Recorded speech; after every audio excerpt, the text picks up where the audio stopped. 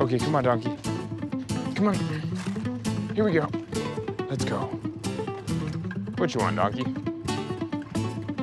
Stubborn as a mule, even though she's only a donkey.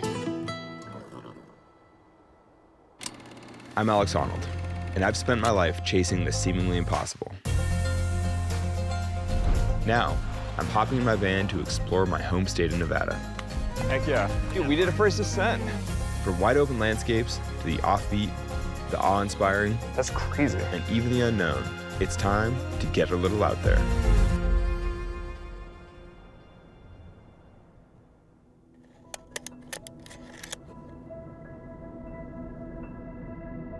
So the central portion of the state, about 4 hours from Vegas, can feel especially remote. It's got these spectacular geographic oddities like Big Dune and Lunar Crater and historic mining towns like Goldfield. I'm heading to a little-known climbing area called the Wild Granites with my longtime climbing partner, Tommy Caldwell.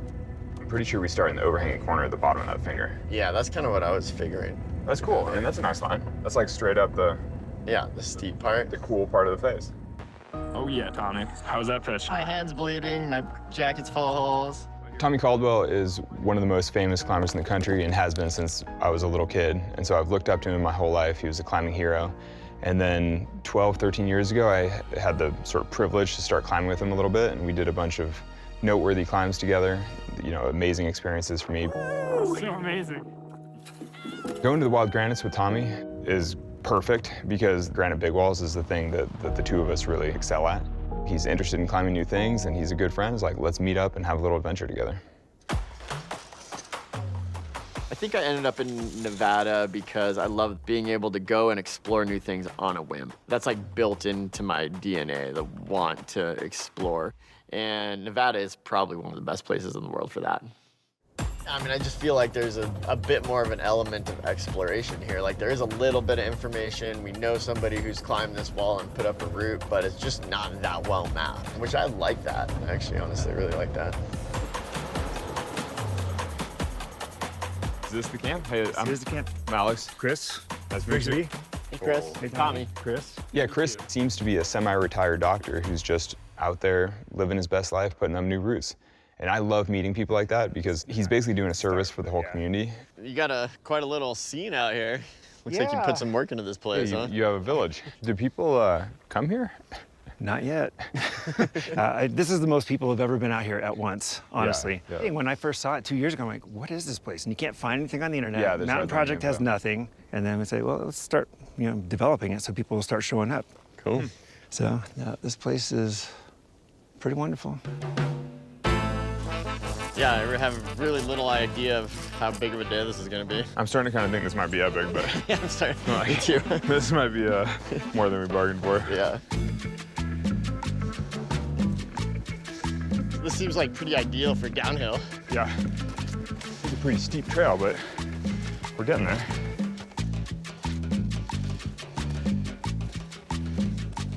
Do you think you want to go first or I want to go first? I don't know. Should we Rochambeau? Should we arm wrestle for who has to take the first pitch? Wrestle? Yeah, let's Rochambeau. 1, 2, 3, shoot. What is that? That's is that paper. Who does vertical paper? That's fine. Okay, so you win. So does that mean you want to go first or second? I like to karate chop choose. my paper. Yeah, that looks suspiciously like scissors. I'll take the second. You can take the first. Okay. Yeah. All right, climbing. Let's see how it feels.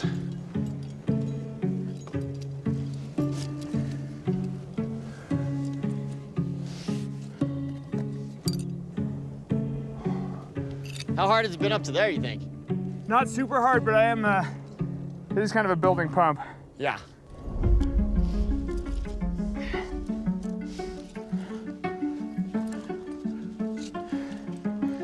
Nice, dude. Yeah, this is really cool. It's always fun to watch Alex because he kind of negotiates this kind of terrain more methodically than anybody I've ever climbed with. It's really hard when watching Alex to tell how hard the climbing is, generally. But I'm like, oh, it looks like it's not gonna be too bad. And then I try and go up there and I'm like, oh dear, this is actually pretty hard.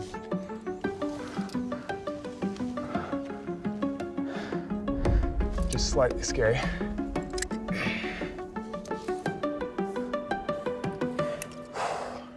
That was a really strenuous clip. Traditional lead climbing, you're replacing gear, is always a matter of risk calculation. Like, you're always trying to decide how far you can go before placing your next gear. You're always trying to work with the natural features. And sometimes that doesn't work out. So you do end up in no-fall situations fairly often. You know, it's a calculated risk. It's like a decision that I'm choosing not to place that much gear because it allows me to go faster and further. But it means that if I fell off, in some places I'd probably fall, 150 feet or something.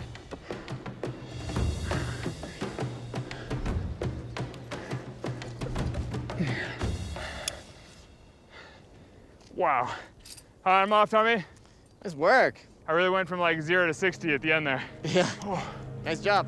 I'm like warming up on Virginia, like overhanging. I was like, ah, my arms. Oh, sick. So, climbing is obviously my preferred way to get the blood pumping. But the thing about Nevada is there are a lot of different ways to have an adventure out here.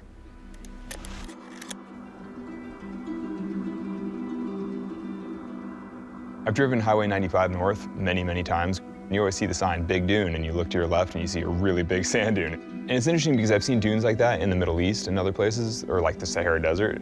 But in the US, you just don't really see giant sand dunes like that often. Nice to meet you, man. Welcome to the desert. Yeah, thanks.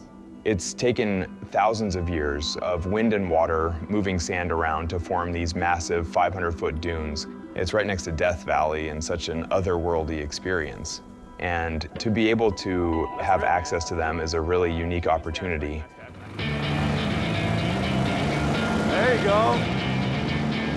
That's good. Perfect.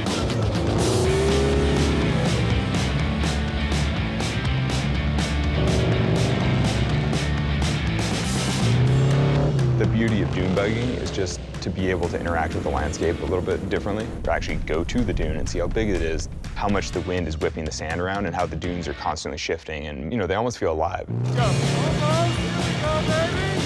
Yeah. Whoa. I thought it was going to do something different. Oh, yeah, we did it.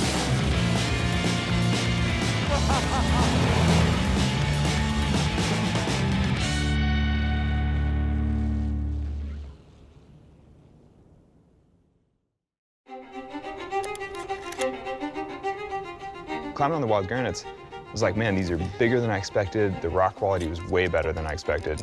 And so the whole experience, I was like, these walls are kind of rad. It was like pretty impressive. How's it feel, Tommy? Pretty mega. Yeah, it's good, huh? Yeah. I mean, I really love traveling with Alex for a ton of reasons. When we get together and we get out in the middle of nowhere on these climbing objectives, it brings us back to kind of how it started, which feels really nice. It's an amazing looking line. Kudos to them. They're making it look pretty easy. The wild granites is these just amazing rocks. It's probably one of the few spots in the lower 48 that you can have relatively easy access, big walls, serious climbing, fun climbing, and there's nobody here, nobody knows about it. Everybody just thinks of Nevada and thinks, oh, it's just empty desert. And there's a lot of desert, but there's a lot of other untouched gems just hidden throughout the state. Diverse groups of people, depending on where you're at. Like in town, we've got ranchers and miners. Anybody can have an adventure out here.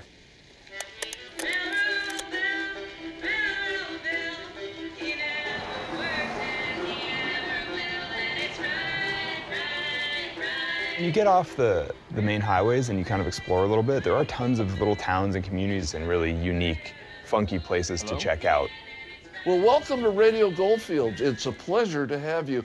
I've known very little about climbing. Well, I've never done an interview in a caboose. Especially a loose caboose. It was interesting for me to learn a little bit about local radio. Sometimes when you're driving through the middle of the desert, you scroll through the radio and you're sort of like, what's out here? People that live in Goldfield are really into the historic nature of this town, and our music reflects that. We don't have to put up with corporate interference. Now, I've watched a couple of your climbs. How do you deal with the fear part? I guess the short answer is just that if you know you can do something, then it's not scary. Right. So it isn't like, oh, that looks cool. Let's climb it. No, it's definitely not. And I think that's a misperception that people get from watching YouTube videos and things where it's like, oh, you just walk up to a cliff and you climb, and you're like, no. You practice until it's not scary. It has everything to do with confidence. Exactly. These are communities that I think are well served by local radio because they need some kind of focal point where people can listen and find out what's going on in town. Okay, here it goes. Carl started playing the burro weather forecast, which I didn't really know what to make of.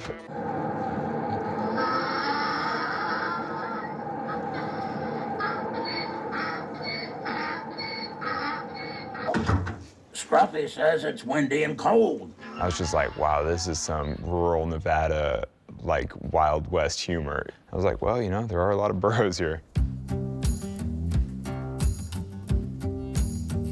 The burros, they do very, very well here in Goldfield. The miners called them the ship of the desert because that's what they did. They carried a lot of provisions and materials for the miners, prospectors.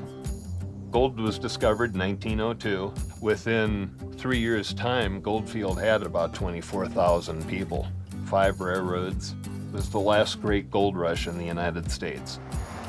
The Santa Fe Saloon was built in 1905, and it's one of the longest-running saloons operating in the state of Nevada. A fun thing about rural Nevada is you get little slices of the Wild West that you're like, man, I really thought that died out in the late 1800s. There's just a lot of history here.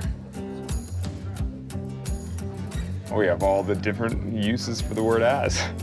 It's just donkey humor, but it's actually kind of funny. I can put this up in my house. Come on, girl. Come on, girl.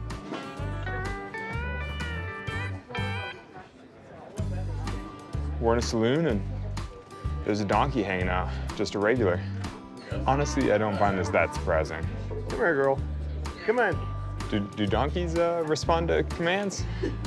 She don't. So Honey's kind of a mascot of Goldfield. People love her. Hello, donkey. But Honey's got the run of the town. She can do whatever she wants. It's kind of just a slice of a different era. But I do think that there's a richness and a wonder to rural Nevada that can't be experienced elsewhere and is worth experiencing.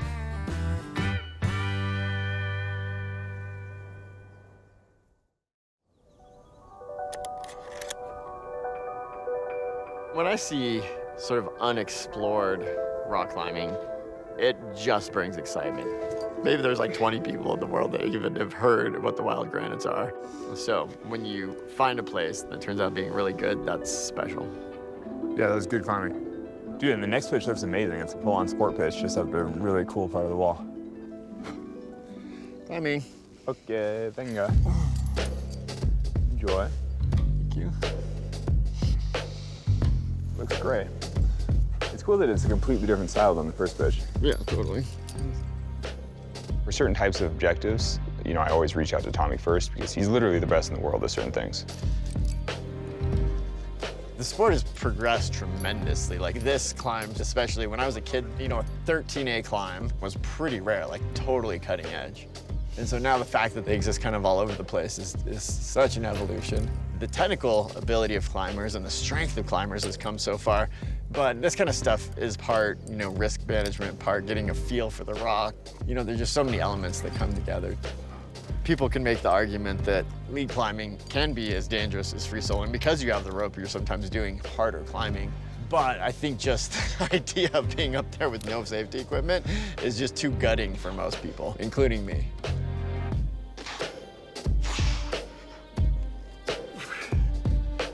Come on, dude. Come on.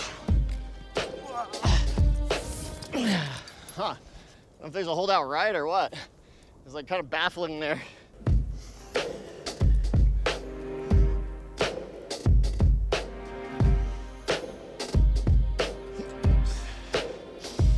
All right, Tommy.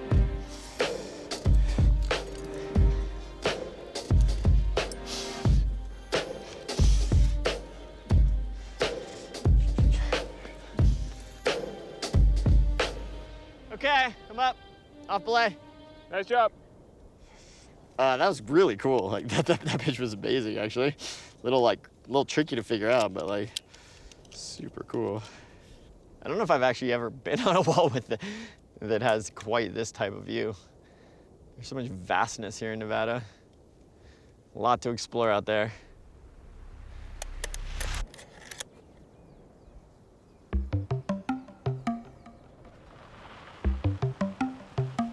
The International Car Forest is another sort of interesting Nevada thing that I've driven past, I've seen signs for. You're sort of like, is that interesting? And then, like everything in life, once you stop and learn a little bit more about it, you're like, it's cool. I'm Alex. Hi, I'm Richard. Nice to meet you. Welcome to the International Car Forest of the Last Church. Wow. Yeah, are these your cars? Not mine per se, but I'm part of the caretaker organization. And so all this is just random people to show up and just draw things and paint things and add things. And Yeah, we didn't make any of this art, and this is an opportunity to make anything. This is one of several art colonies in Nevada. Like Nevada's most famous art colony, Burning Man, you will find art here that you won't find anywhere else in the world. Let's grab some paint and go make some art. I mean, I'd always thought that the artistic element was the cars themselves being stuck in the desert. And while that is interesting and definitely unusual, you know, I came to find out that the artistic element is more about the art that people put on the cars. What do I start with? There's a good choice. Start with red. Yeah, this is the first time I've painted anything in who knows how long. You call this painting, this is more of a racing right now. There we go. Yeah, it's your sunflower man. There we go. Well, it does look happier than it did a minute ago. Yeah, that's literally our motto. Bring paint, make art. Should we go climb the bus? Normally we discourage it, but you are a professional. I mean, anything I look at, I think, should I climb that? Can I climb that? Mostly I think, am I allowed to climb that? I guess just up the windows, huh? Yep. Climbing a bus that's impaled into the desert sand. I'm like, when will I ever get to do that? There's like a giant bird's nest up here. That's cool.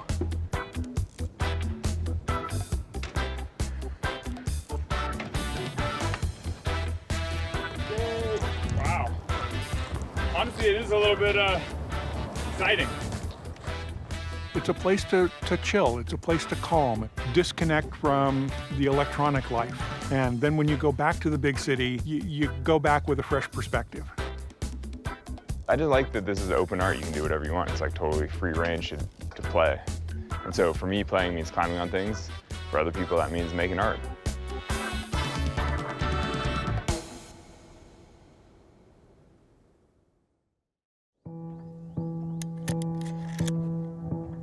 So technically, we still have 3/4 of the route to go because we've done 2 out of the 8 pitches. Yeah. But the rest should be quite a bit easier.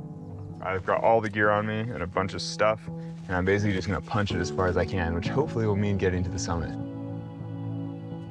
All right, climbing.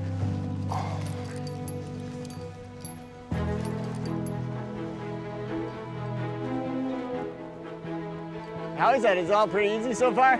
Yeah, Nice. it's a little like grainy and a little licheny in the crack, but it's quite easy. Yeah, you'll be psyched on hand jammies though. You definitely go faster climbing with Alex. Like in comparison, going climbing with basically anybody else, you just feel like you're crawling.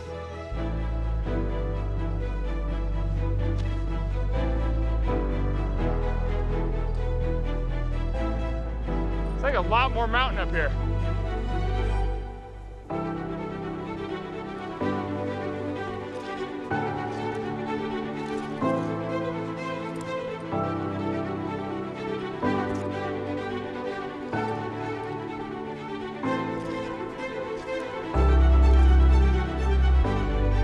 Okay, making a little home video. We're up here on the wall. There's Tommy. There's the landscape. There's our anchor. Then there's the next pitch, which is why I stopped below Tommy, because it looks very wet and very slippery.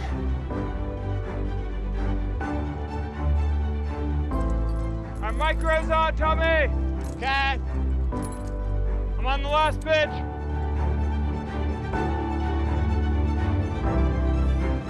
We're almost at the top.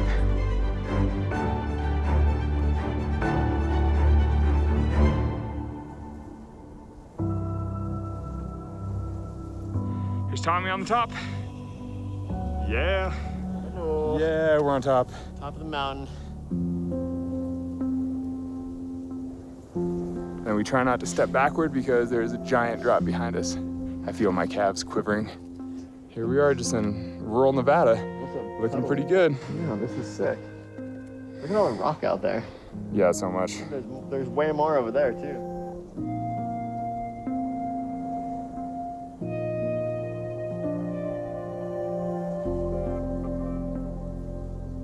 We made it back. Yeah, so good.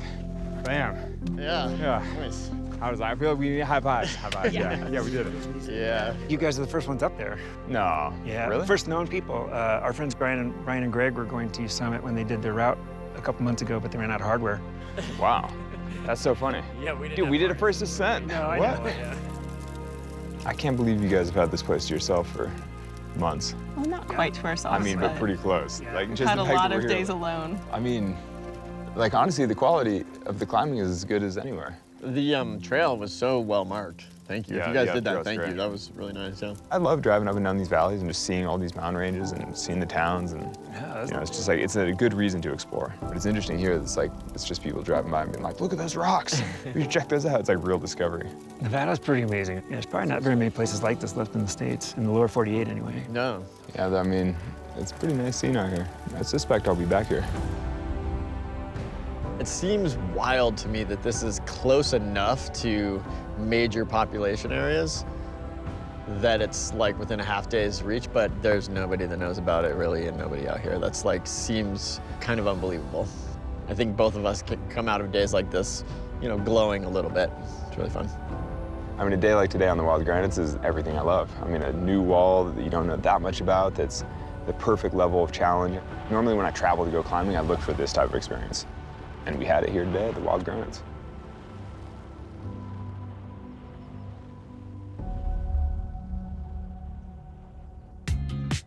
Going into the wilderness. Don't really think of Nevada as having like beautiful mountain streams with aspen. What does it take to be a modern day miner? Started wandering around the mountains and found cool treasure. That stone could cut $300. Really? Everybody put down the cameras, let's look for rocks. Are there ghosts down here? Yes. America's scariest motel. I mean, look at all these clowns. What do you think our chances of hypothermia are today? I do think it might be kind of full on.